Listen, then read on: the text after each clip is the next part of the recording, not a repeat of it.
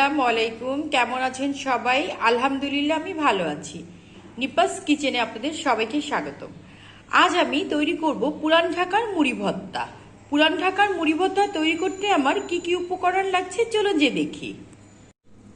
পেঁয়াজ কুচি প্রয়োজন মতো, কাঁচামরিচ কুচি প্রয়োজন মতো, আদা কুচি প্রয়োজন মতো, সুতা কাবাব প্রয়োজন মতো।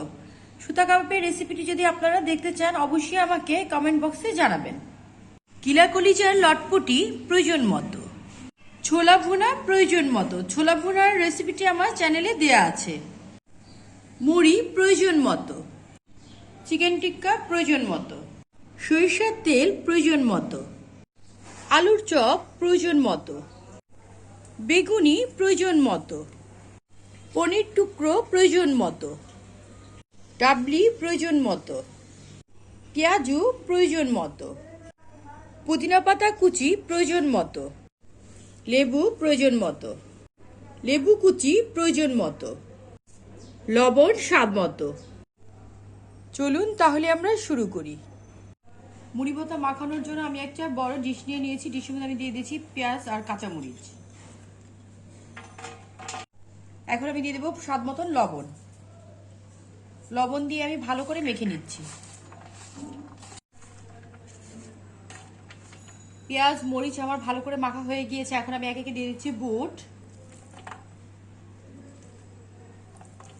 দিয়ে দিব ডাবলি, দিয়ে আমি ভালো করে মেখে নিচ্ছি।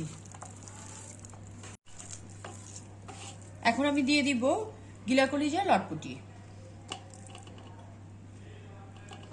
দিয়ে আমি ভালো করে মেখে নিচ্ছি।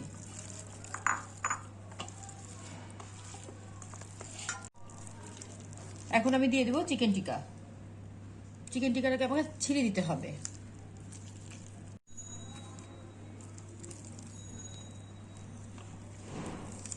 চিকেন টিক্কাটাকে আমি ভালো করে ছিঁড়ে মিশিয়ে নিয়েছি। এখন আমি একে একে দিয়ে দেবো পেঁয়াজু।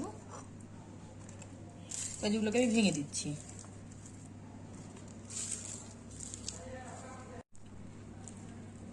পেঁয়াজু আমি ভেঙে দিয়ে দিয়েছি। এখন আমি দিয়ে দিব আলুর চপ বেগুনি। আলুর চপগুলোকে আমি ভেঙে দিচ্ছি।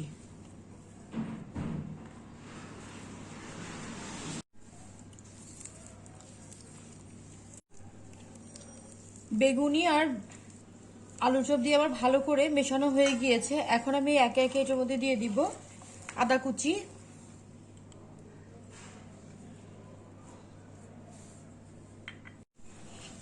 আদা কুচি দিয়ে আবার ভালো করে মেশানো হয়ে গিয়েছে। এখন আমি দিয়ে দিব কাবাব।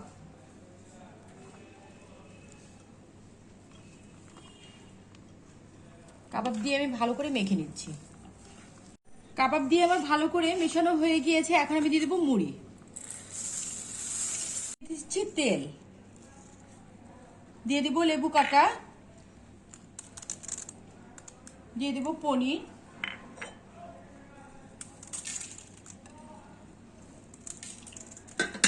দিয়ে দিব পুদিনা, দিয়ে আমি ভালো করে মিশিয়ে নিচ্ছি। মশলা দিয়ে মুড়ি আমার ভালো করে মাখা হয়ে গিয়েছে। এখন আমি দিয়ে দেব লেবুর রস। লেবুর রস দিয়ে আমি মুড়িটাকে ভালো করে মেখে নিব। তৈরি হয়ে গেল মজাদার পুরান ঢাকার মুড়ি ভর্তা। আমার রেসিপিটি যদি আপনাদের ভালো লেগে থাকে তাহলে অবশ্যই লাইক কমেন্ট শেয়ার করবেন। আর যারা এখন পর্যন্ত আমার চ্যানেলটি সাবস্ক্রাইব করেননি তারা অবশ্যই সাবস্ক্রাইব করবেন। ধন্যবাদ।